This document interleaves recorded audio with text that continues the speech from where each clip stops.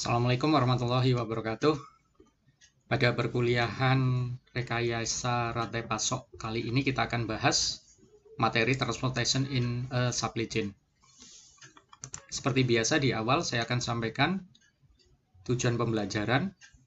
Yang pertama adalah memahami peran transportasi dalam rantai pasok, kemudian mengevaluasi kekuatan dan kelemahan berbagai jenis moda transportasi. Kemudian yang ketiga adalah mendiskusikan peran infrastruktur dan kebijakan dalam transportasi, mengidentifikasi kekuatan dan kelemahan relatif dari berbagai pilihan desain jaringan transportasi, dan yang terakhir adalah mengidentifikasi trade-off yang perlu dipertimbangkan saat melakukan pengiriman dalam pengiriman saat merancang jaringan transportasi. Yang pertama adalah kita perlu mengetahui peran transportasi dalam supply chain. Ya, tentunya tujuan dari transportasi adalah melakukan perpindahan produk dari satu lokasi ke lokasi yang lain. Dan dalam kasus transportasi, jarang ada produk yang diproduksi dan dikonsumsi di lokasi yang sama. Bisa jadi memang di provinsi yang sama, tetapi tidak memungkinkan kalau misalkan sangat jarang terjadi lokasinya bersebelahan. Apalagi kalau misalkan produk tersebut jangkauan pasarnya adalah skala nasional bahkan internasional. Kemudian dalam transportasi adalah merupakan komponen biaya dalam rantai pasok yang cukup signifikan mempengaruhi nantinya biaya ataupun profitabilitas dari rantai pasok. Nah, biasanya di transportasi kita akan mengenal istilah dua ini. Yang pertama shipper, yang kedua adalah carrier. Shipper ini adalah pihak yang membutuhkan memindahkan produknya dari satu lokasi ke lokasi yang lain, gitu ya. Sehingga nantinya kalau misalkan ada bill of lading gitu ya, terkait dengan tagihan ataupun invoice, itu biasanya adalah di situ ada nama shipper, gitu ya, pengirim. Sedangkan carrier ini adalah pihak yang mempunyai fasilitas alat untuk memindahkan ataupun mengangkut produk tersebut. Gitu ya. Berarti carrier ini adalah jasa kurirnya, gitu ya, jasa ekspedisi. Itu adalah carrier. Kemudian moda transportasi dan karakteristik dari kinerjanya setiap moda tersebut. Yang pertama adalah udara.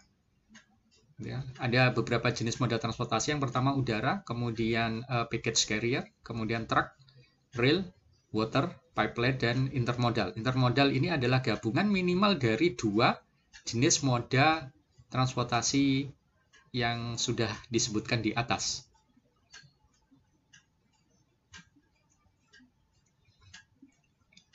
Ini sebagai gambaran saja, ini adalah tabel gitu ya dari performance transportasi di Amerika Serikat gitu ya. Dan ini pun datanya sudah cukup lama di tahun 2002 dan juga 2009. Cuman dari sini kecenderungannya adalah tiap negara memiliki memang karakteristik berbeda-beda gitu. Tetapi kondisi saat ini kecenderungannya hampir mirip, di mana gitu ya. Di sini kalau dari tabel itu terlihat di sini adalah kebanyakan moda transportasi yang dipakai adalah truk gitu ya, angkutan darat. Di mana di sini kalau di Amerika di 2002 itu adalah mencapai nilai dari angkutan dan pengirimannya itu mencapai 9 triliun dolar. Gitu ya. Terus kemudian ton gitu ya, ton angkutan yang dikirim juga mencapai 11 triliun ton. Gitu ya. Nah, sehingga kemudian untuk value added terhadap GNP itu produk domestik bruto juga paling tinggi. Nah, kecenderungan di banyak negara gitu ya, meskipun itu di Indonesia, untuk angkutan barang terkait dengan kalau kita kaitkan dengan moda transportasi, memang sebagian besar mayoritas atau porsi yang terbesar adalah menggunakan truk melalui angkutan darat.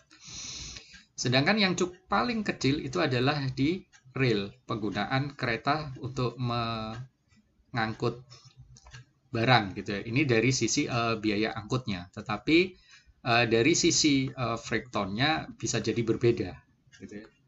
bisa jadi berbeda karena biasanya barang yang diangkut pun juga barang-barang yang cukup bernilai, misalkan batu bara, kemudian misalkan semen gitu ya, BBM gitu ya. Sehingga bisa jadi dalam secara ton dan juga value terhadap GNP atau PDB itu bisa lebih besar dibandingkan dengan moda transportasi yang lain. Itu.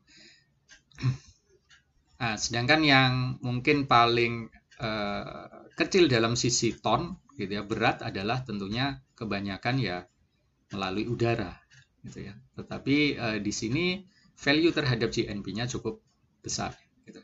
Tetapi pada intinya adalah kalau kita bandingkan terhadap value ton, gitu ya, dan juga GNP atau PDB produk domestik bruto gitu ya, kecenderungan adalah kebanyakan negara adalah memang terbesar itu menggunakan moda truk. Nah, sekarang kita coba kaji setiap moda transportasi. Yang pertama adalah udara.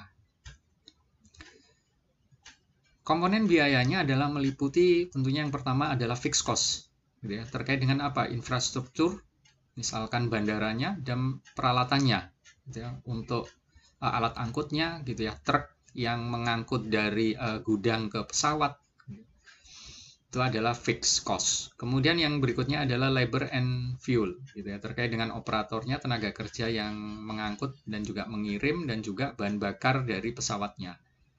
Nah, kemudian variabel ini tergantung, kalau terkait dengan angkutan manusia ya penumpang gitu, tapi kalau terkait dengan barang itu adalah kargo gitu. Kalau penumpang, variable cost adalah untuk penambahan satu orang passenger, berarti kan biayanya juga akan bertambah secara proporsional. Sedangkan kargo bisa jadi dihitung berdasarkan berat ataupun berdasarkan volume. Kemudian key issue di moda transportasi udara adalah, pertama tentunya adalah lokasi dan jumlah hubs yang ada. Gitu ya. Kalau pesawat selalu kita berbicaranya adalah hubs gitu ya. Tapi sebenarnya hubs di sini lebih ke arah terkait dengan misalkan bandara atau pelabuhan gitu ya, utama gitu ya, bandara utamanya. Sedangkan nanti ada istilah kalau di jaringan rantai pasok itu hub and spoke. Nah, spoke di sini ini lebih ke arah, kalau bandara, kasus bandara adalah bandara yang lebih kecil gitu ya, atau bandara istilah lainnya bandara pengumpan. Berarti biasanya pengiriman dari udara itu bisa jadi antar hub, kemudian nanti dilanjutkan ke spoke dengan misalkan pesawat yang lebih kecil gitu ya, ke pedalaman seperti itu.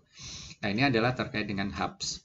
Berikutnya adalah key issue yang lain terkait dengan penugasan gitu ya, ataupun penjadwalan pesawatnya, kemudian penjadwalan perawatannya, penjadwalan kru gitu ya, mulai dari operator untuk bongkar muat gitu ya, angkut, dan kemudian misalkan pilotnya gitu ya, dan pramugaranya gitu ya kalau untuk passenger. Terus yang terakhir tentunya adalah harga dan ketersediaannya. Tentunya untuk udara harganya juga ini yang paling mahal gitu ya, kalau kita hitung berdasarkan berat ataupun berdasarkan volume barang. Ketersediaannya juga terbatas, tidak setiap kota ada bandara. Kalau di Indonesia yang pasti adalah tiap provinsi ada bandara, tetapi tidak tiap kota dalam provinsi ada bandaranya. Dan untuk bandaranya pun juga ada kelas-kelasnya kan, ada yang kelas internasional, ada yang domestik, atau kemudian yang paling rendah adalah kelas perintis gitu ya, untuk daerah-daerah pedalaman. Oke, ini adalah terkait dengan moda transportasi udara. Berikutnya adalah terkait dengan package carrier gitu ya, untuk angkutan paket. Nah, ini namanya juga paket gitu ya, berarti biasanya mengangkut small package gitu ya. Biasanya tidak lebih dari 105 pound, 50 pounds, ini sekitar 70-an kilogram gitu ya. Tetapi kalau ini di Amerika ya, kalau misalkan di Indonesia Anda bisa lihat, kalau kita belanja melalui e-commerce, biasanya untuk barang-barang yang beratnya di atas 5 kg biasanya diarahkan lebih ke arah angkutan kargo gitu ya. untuk barang-barang berat ataupun dimensi yang besar. Kemudian package carrier, karena ini untuk small package dan untuk delivery yang cepat, biasanya harganya juga cukup mahal, tapi tidak semahal menggunakan angkutan udara. Ya, di sini diharapkan pengiriman cepat dan handal.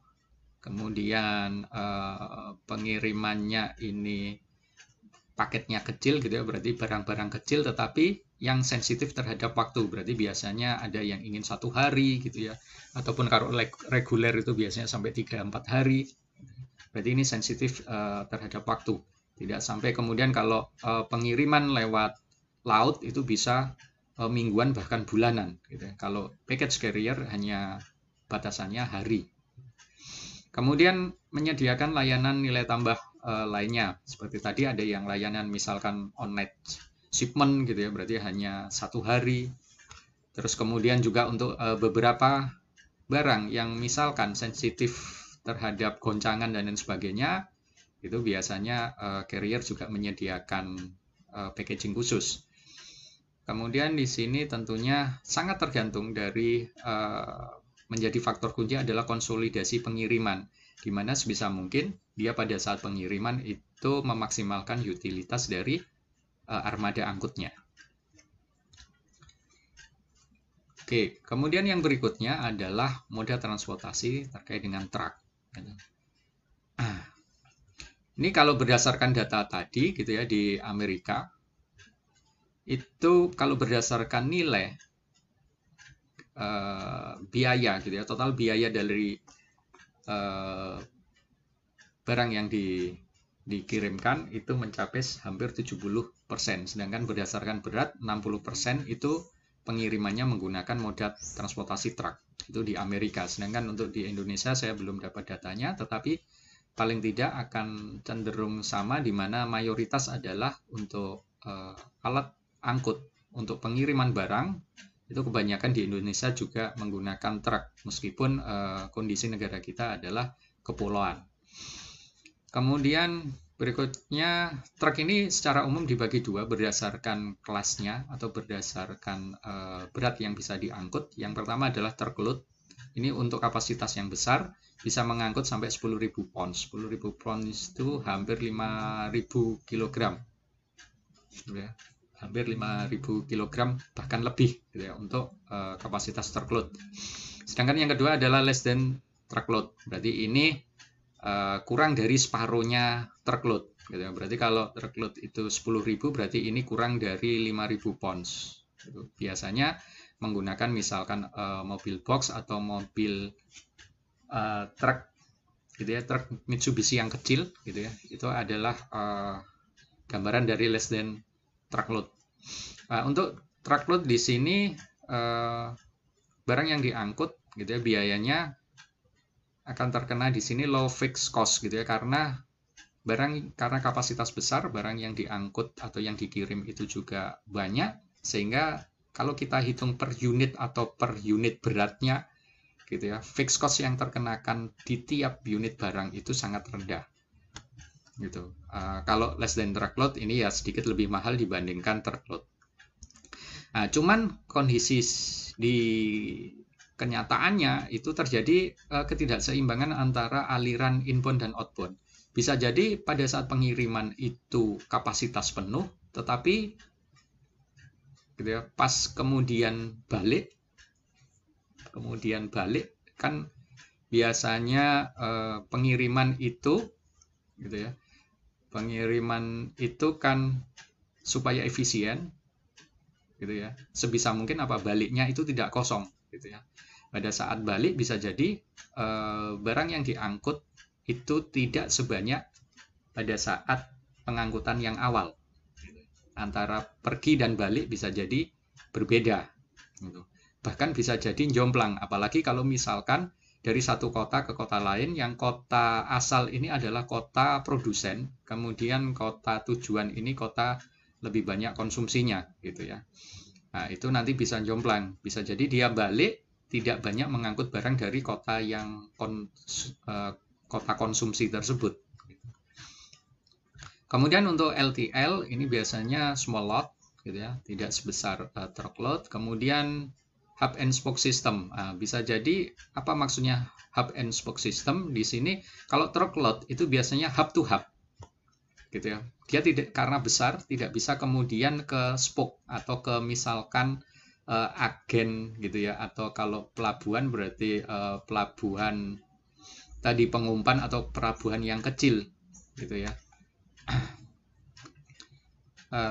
Ataupun kalau misalkan agen yang penerima bukan agen yang besar dalam artian gudangnya gitu ya, itu biasanya kalau gudangnya itu adalah hubnya, kan biasanya perlu kemudian dikirim lagi ke agen gitu ya, baru dari agen kemudian baru ke konsumen. Lah agen ini bisa kita anggap adalah spoke gitu.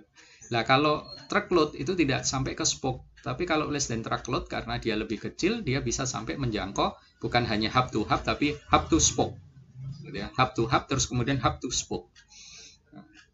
Sehingga nantinya adalah mau tidak mau ya waktu yang dibutuhkan bisa lebih lama dibandingkan TL karena dia langsung kemudian bisa menjangkau ke spoke. Nah, berikutnya adalah moda transportasi rel.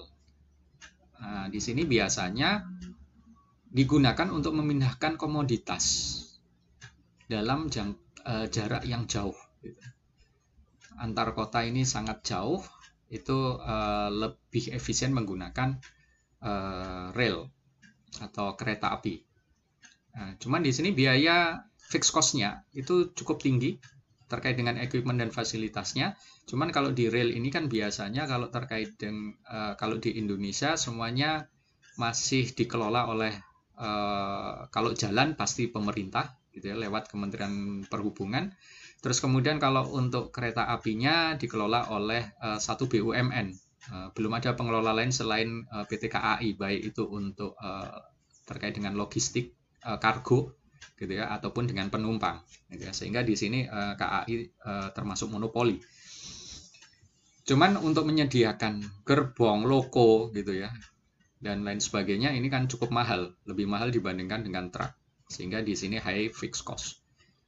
Nah, ini untuk rel atau kereta api ini moda yang ideal untuk membawa produk yang besar, berat atau dengan kepadatan yang tinggi dalam jarak jauh.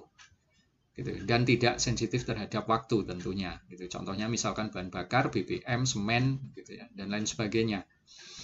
Berikutnya dijadwalkan di jadwal tertentu, gitu ya. Bahkan baik itu penumpang dan kargo harus dijadwalkan dengan baik. Apalagi kalau di Indonesia ini kasusnya adalah semuanya belum double track, gitu ya, untuk jalur kereta apinya. Berarti penjadwalannya cukup krusial. Meskipun saat ini sedang dibangun untuk double track antara Jakarta, Surabaya gitu ya untuk jalur utara, tetapi kan belum selesai. Nah, berikutnya ya tentunya waktu transportasinya bisa cukup lama khususnya untuk kargo gitu ya. Kalau untuk penumpang bisa cukup cepat, tapi kalau kargo itu bisa cukup lama gitu ya. Antara Jakarta Surabaya kalau penumpang bisa 10 jam, tapi kalau kargo bisa 2 kali lipat bahkan lebih. Gitu ya. Bahkan sehari semalam baru nyampe gitu ya. Seperti itu.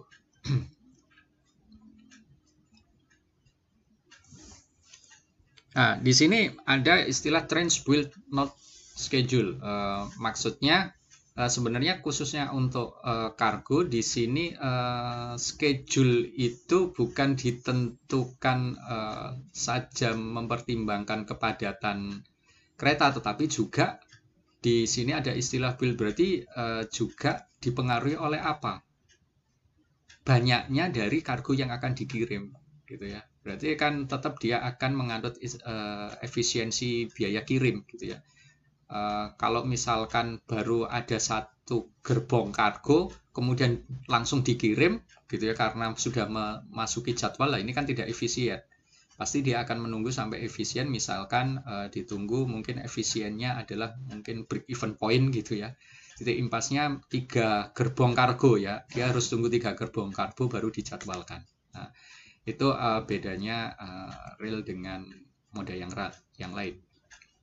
Kemudian untuk air atau lewat laut dan sungai gitu ya. Di sini terbatas untuk wilayah geografis tertentu, khususnya untuk misalkan Indonesia, moda transportasi water ini sebenarnya cukup krusial gitu ya, antar pulau, dan di dalam pulau pun gitu, pulau-pulau di Indonesia cukup banyak yang menggunakan cukup banyak yang mempunyai sungai gitu ya. Nah, ini sebenarnya cukup cocok juga gitu ya untuk moda transportasi yang dipakai di Indonesia untuk pengiriman barang. Nah, di sini ada kemudian kalau lewat air itu ada moda yang digunakan untuk antar benua gitu ya, berarti ini ocean, ataupun antar pulau itu juga. Kalau antar pulaunya seperti di Indonesia juga bisa juga ini kan lewat laut gitu ya. Ataupun menggunakan inland waterway system, yaitu misalkan masuk ke pedalaman lewat sungai. Ataupun perairan pesisir gitu ya. Berarti satu pulau tetapi antar kota di pesisir menuju kota lain yang di pesisir lain, misalkan Jakarta gitu ya ke Semarang gitu ya. Nah, itu perairan pesisir gitu ya. Tetapi kalau misalkan Jakarta kemudian ke misalkan Makassar, nah ini bukan pesisir tetapi lebih ke arah bisa dianggap sebagai ocean gitu ya, antar pulau. Kemudian muatan yang diangkut bisa sangat besar dan biasanya menggunakan kontainer gitu ya, menggunakan containers. Ataupun bahkan kalau untuk minyak ya bisa menggunakan tangki minyak yang cukup besar gitu ya, yang diangkut di dalam kapal. Sehingga di sini nantinya secara biaya bisa sangat murah gitu ya dengan menggunakan moda transportasi air. Tetapi waktunya adalah sangat lama karena apa? Ya paling lambat di antara mode transportasi yang lain gitu ya, mode transportasi ini gitu ya. Dalam pesisir pun misalkan Jakarta Semarang gitu ya, Jakarta Semarang, misalkan kalau kereta api atau kendaraan itu bisa hanya 5 jam gitu ya, sekitar 5-6 jam. Sedangkan untuk laut bisa jadi 12 bahkan 1 hari 1 malam baru selesai gitu ya, baru nyampe. Nah, ini dominan digunakan memang dalam perdagangan dunia global gitu, perdagangan global. Tetapi tidak menutup kemungkinan karena misalkan Indonesia area geografisnya itu mendukung, ini juga cukup cocok gitu ya untuk pengiriman barang. Kemudian terkait dengan perpipaan, pipeline. Di sini pipeline fixed cost-nya cukup tinggi karena harus menanam pipa dulu gitu ya, antar asal dan tujuan, antar kota, antar area, sehingga fixed cost-nya mahal. Kemudian biasanya utamanya digunakan untuk petroleum, BBM, baik itu yang masih mentah ataupun yang sudah terrefinasi atau sudah siap konsumsi, ataupun juga bisa menggunakan natural gas. Gas alam bisa dialirkan juga lewat pipa. Terus yang terakhir tentunya adalah misalkan PDAM juga itu bisa gitu ya, air itu menggunakan pipeline. Nah, ini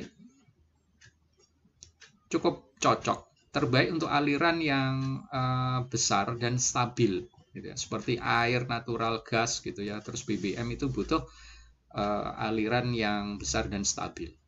Kemudian untuk struktur harganya,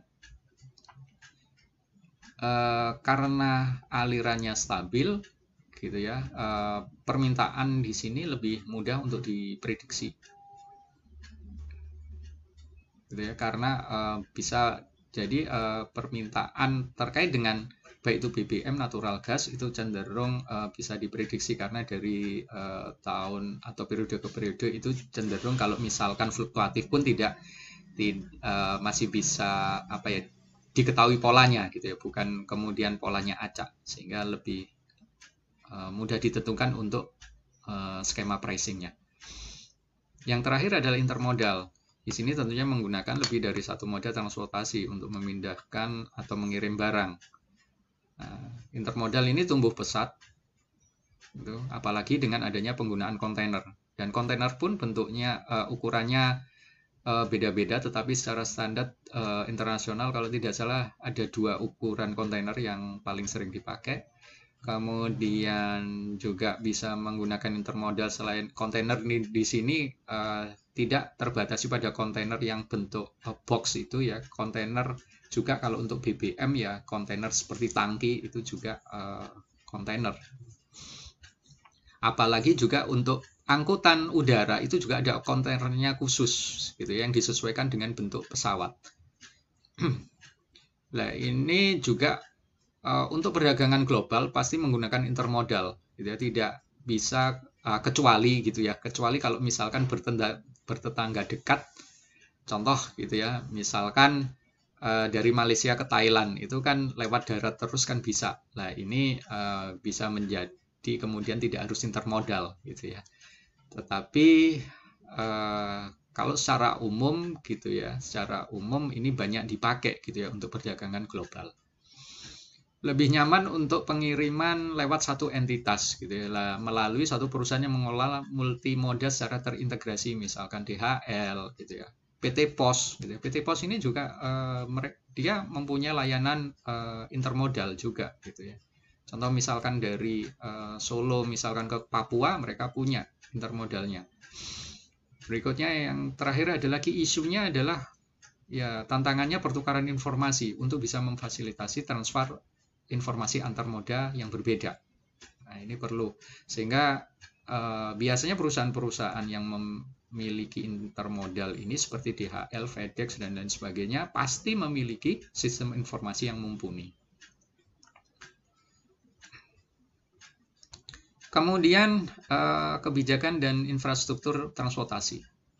Pemerintah pada umumnya itu bertanggung jawab penuh atau berperan dalam membangun infrastruktur. Contoh misalkan kalau transportasi darat untuk truk gitu ya tadi, ya yang bertanggung jawab membangun jalan ya pemerintah.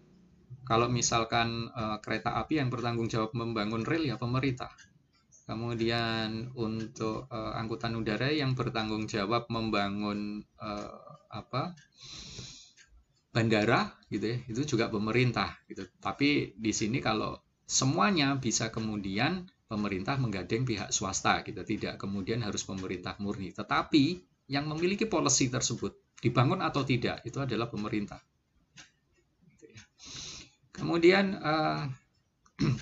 tanpa jika terjadi gitu ya, dalam kondisi tanpa monopoli gitu. Kemudian terjadi adanya juga deregulasi itu adalah pengurangan regulasi atau campur tangan pemerintah, dan juga kalau kita melihat adanya kekuatan pasar itu dapat membantu menciptakan struktur industri yang sangat efektif dan efisien tentunya.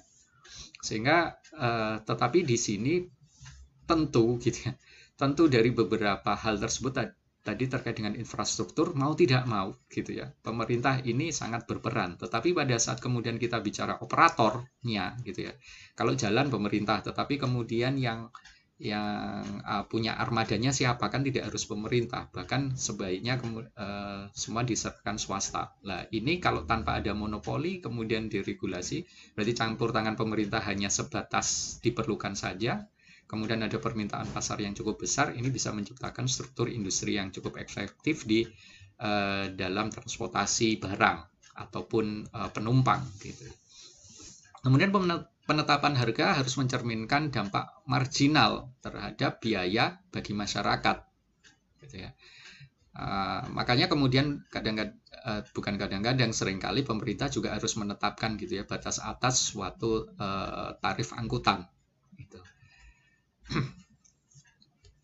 Contohnya misalkan kalau pesawat itu kan biasanya ada batas atasnya, terus kemudian untuk kereta api juga ada batasnya diatur, kemudian untuk transportasi darat untuk penumpang gitu ya, terutama penumpang juga diatur, tetapi untuk barang cenderung pemerintah lebih fleksibel gitu ya, tidak banyak mengatur gitu ya. Tapi untuk penumpang biasanya pemerintah dalam tanda kutip masih ada campur tangan gitu ya. Oke, berikutnya ini gambaran gitu ya terkait dengan penjelasan tadi. Kalau dari penjelasan yang tadi kita bisa gambarkan dalam bentuk diagram gitu ya di sini. Price of trip, hubungan price of trip dan juga vehicle flow rate gitu ya. Contohnya kemudian di sini ada demand curve. Ya, kalau misalkan awalnya itu di jumlah di Q0, vehicle flow rate-nya di Q0 itu harganya adalah P0. Tetapi kemudian kalau kemudian demand itu bergeser naik ke B, Berarti nanti vehicle flow rate-nya adalah turun, sehingga kemudian harga akan naik. Gitu ya. Ini adalah gambaran hubungan antara harga gitu ya untuk tiap pengiriman gitu ya, atau tiap perjalanan dibandingkan dengan aliran laju gitu ya, laju atau keseringan dari vehicle tersebut mengirimkan barang. Nah, berikutnya opsi desain untuk jaringan transportasi. Di sini ada beberapa desain nantinya yang akan kita bahas, tetapi desain-desain tersebut muncul karena ada 3 pertanyaan dasar berikut ini. Ya, saat mendesain jaringan transportasi, ada 3 pertanyaan yang harus kemudian bisa dijawab oleh kita pada saat mendesain jaringan tersebut. Yang pertama adalah, apakah transportasi barang tersebut harus secara langsung atau melalui intermediate site, ya. Misalkan dari pabrik langsung ke konsumen, atau dari pabrik lewat distributor dulu baru ke konsumen. Nah, itu pertanyaan yang pertama. Kedua adalah apakah sebaiknya gitu ya, intermediate site itu menyimpan produk atau hanya melayani pengiriman sebagai cross docking. Cross docking di sini hanya dia tidak menyimpan, tetapi hanya kemudian membongkar, kemudian mengkonsolidasi ulang berdasarkan tujuan masing-masing produk gitu ya, masing-masing pesanan, seperti itu. Kemudian yang ketiga adalah, apakah sebaiknya setiap rute pengiriman itu melayani satu tujuan atau beberapa tujuan? Apakah hanya sekali kirim ke satu tujuan, atau sekali kirim itu langsung ke beberapa tujuan, atau istilahnya kalau multiple destination itu adalah milk run gitu ya. Ini mengacu pada terminologi kalau zaman dulu di Amerika itu ada penjual susu segar gitu ya, sekali kirim itu kan dia langsung mengangkut beberapa botol gitu ya, beberapa botol untuk melayani langsung sekali jalan beberapa konsumen. Nah, sehingga istilah tersebut kemudian cukup populer juga di rantai pasok, yaitu kalau multiple destination itu di istilah yang lainnya adalah milk run. Nah, dari 3 pertanyaan tersebut kita bisa jawab gitu ya. Yang pertama adalah, ya memang pertama bisa juga shipment network itu adalah direct shipment network gitu ya. Berarti dari single source to single destination secara langsung gitu ya. Berarti ini supplier langsung ke buyer langsung gitu ya, seperti itu. Ataupun skema yang lain, direct shipping with milk runs. Berarti dari satu supplier ini melayani langsung beberapa lokasi tujuan, terus baru balik. Ataupun sebaliknya bisa gitu ya, misalkan armada tersebut gitu ya, mengambil dari 3 supplier kemudian dikirim ke 1 buyer. Nah, ini adalah skema direct shipping with milk run. Kemudian atau seperti ini, all shipment with via intermediate distribution center with storage. Berarti dari supplier dikirim ke distribution center, dan di distribution center ini tidak langsung dikirim ke buyer, tetapi disimpan dulu. Nanti pada saat ada permintaan baru dikirim. Gitu ya. Berarti di sini fungsinya bukan hanya sekedar kemudian bongkar muat saja seperti cross dock, tetapi di sini bongkar, simpan, baru muat, kirim. Nah, berikutnya adalah off shipment, all shipment with intermediate transit point with cross docking. Berarti di sini tidak ada penyimpanan, gitu ya. Supplier mengirim barang kiriman mereka ke intermediate transit point, tetapi mereka hanya di cross dock. Cross dock itu berarti pada saat barang datang itu langsung dibongkar, kemudian tidak disimpan, tetapi langsung kemudian dikonsolidasi berdasarkan pesanan tiap-tiap tujuan tersebut, tiap-tiap tujuan yang akan dituju. Gitu. Ataupun shipping via DC using milk run. Berarti ini dikirim, kemudian dari DC ini bukan dikirim ke buyer untuk satu tujuan buyer, tetapi beberapa tujuan buyer. Nah, kemudian kita coba lihat pros cons atau keunggulan dan kelemahan untuk masing-masing jaringan transportasi yang berbeda tadi, gitu ya. Yang pertama adalah untuk direct shipping. Ini keuntungannya adalah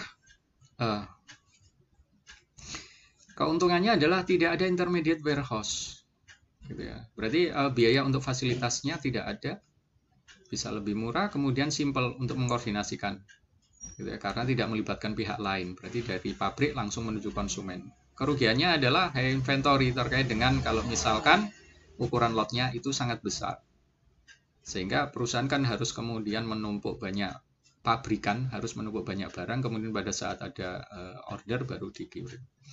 Kemudian juga ada significant receiving expense, gitu ya, terkait dengan receiving untuk penerimaan, yaitu bongkar muatnya juga tinggi karena terkait dengan ini tadi, large lot size-nya. Kemudian kalau direct shipping with milk run, ini biaya transportnya lebih rendah, gitu ya. Terus biaya lebih rendah untuk small lots, gitu ya. Kemudian inventory-nya juga lebih rendah, tetapi kerugiannya adalah ya perlu koordinasi, gitu ya. Kompleksitas koordinasi meningkat. Kemudian untuk yang ketiga, ini inbound transportation cost-nya adalah lebih rendah, gitu ya, karena ada konsolidasi di sana. Kemudian cuman biaya inventory-nya meningkat, handling cost-nya juga meningkat. Kemudian yang cross dock di sini low inventory requirement karena tidak perlu disimpan.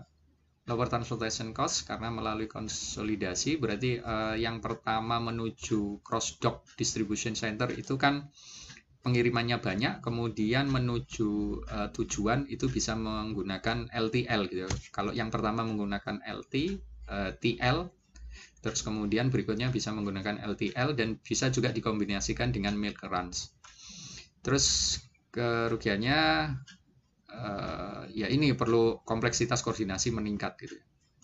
Kemudian shipping DV using milk run berarti lower outbound transportation. Kemudian untuk small lots, gitu. Kemudian kerugiannya ya memang kompleksitas koordinasi juga meningkat.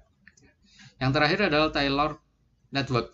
Nah, di sini kalau kita bisa kemudian mengelola dengan menggabungkan beberapa network structure dasar ini bisa kemudian perusahaan akan bisa mendapatkan, gitu ya, best choice, gitu ya, sesuai dengan kebutuhannya.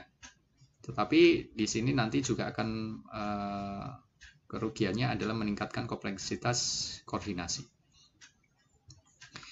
Oke, ini contoh bagaimana pemilihan transportation network, gitu ya, dengan berbeda skema itu nanti bisa berbeda biaya dan juga berbeda profit, gitu ya, yang bisa diperoleh oleh perusahaan.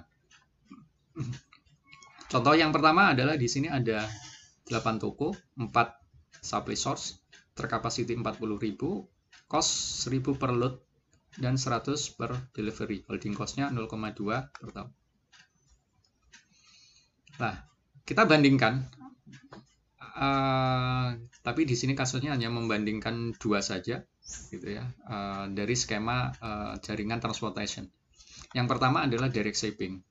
Annual sales-nya adalah 960.000, gitu ya. Batch size-nya adalah 40.000 untuk tiap toko. Sehingga untuk number of shipment per year, gitu ya, dari supplier ke toko ke tiap toko adalah 24. Kemudian annual tracking cost-nya adalah 24 dikalikan 1.100 kali 4 kali 8. Ya, 24 ini 1.100 adalah ini 1.000 ditambah 100. Berikutnya 4. Karena ada 4 toko, ada 8 toko, 4 supply, ya. Berarti ini 4 adalah suppliernya, ini adalah toko, sehingga totalnya adalah sekian. Kemudian untuk average inventory-nya untuk tiap toko adalah 40.000 per 2. Berarti rata-rata inventory itu adalah Q per 2. Di sini Q-nya adalah 40.000. Kemudian inventory cost-nya sehingga 20.000 kali 0,2 kali 4 kali 8. Ya, karena di sini ini adalah jumlah toko dan ini jumlah suppliernya. Oke, sehingga total annual cost-nya adalah 972.800. Oke, berikutnya coba kita bandingkan dengan skema network transportasi yang lain. Gitu ya. Nah, di sini menggunakan milk run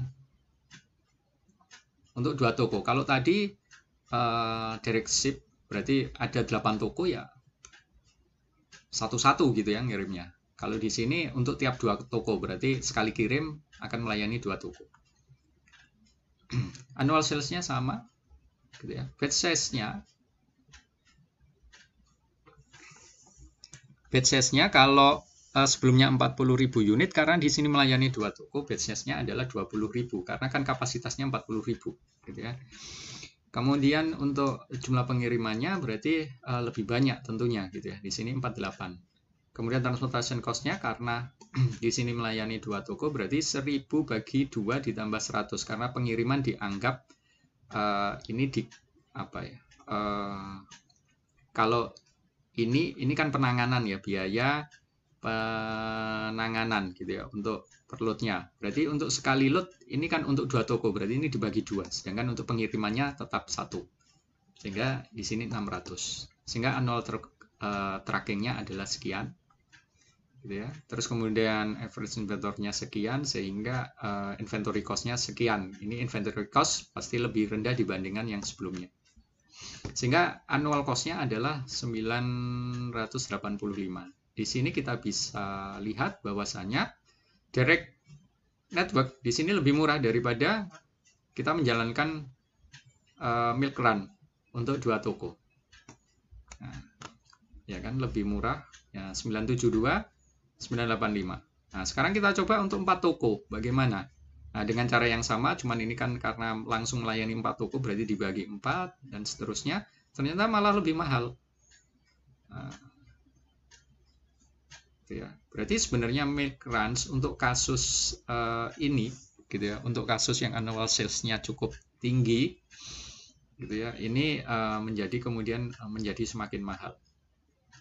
Nah, sekarang kita coba dengan skema yang lain. Annual sales-nya bukan 960, tetapi annual sales-nya lebih rendah, jauh lebih rendah, hanya 120.000 gitu ya. Ini direct shipping. Dengan cara yang sama, kita dapatkan total annual cost-nya adalah 233.600. Sekarang kita bandingkan dengan milk run to 4 toko. Gitu ya, 4 toko. Berarti di sini dengan cara yang seperti tadi, milk run yang sebelumnya kita hitung ini 10.000 gitu ya, number shipment-nya 12 sehingga transportation cost per shipment-nya adalah 350, annual tracking-nya sekian, biaya inventory sekian, kemudian total annual cost-nya adalah 166.400. Kita coba bandingkan. Ini 233, di sini 166. Sangat jauh lebih murah ini. Sehingga di sini untuk milk run ini memang lebih cocok gitu ya untuk annual sales ataupun demand yang cukup kecil gitu. Sehingga kita bisa menggunakan milk run. Nah, sehingga nantinya tentunya gitu ya, pada saat mendesain jaringan transportasi itu selalu ada trade-off.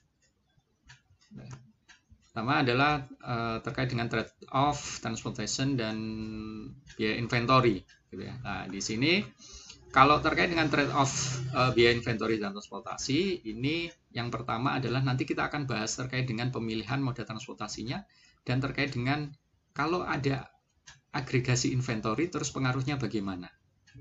Nah, yang ketiga tentunya nanti akan terkait dengan trade-off antara responsiveness dan biaya transportasi.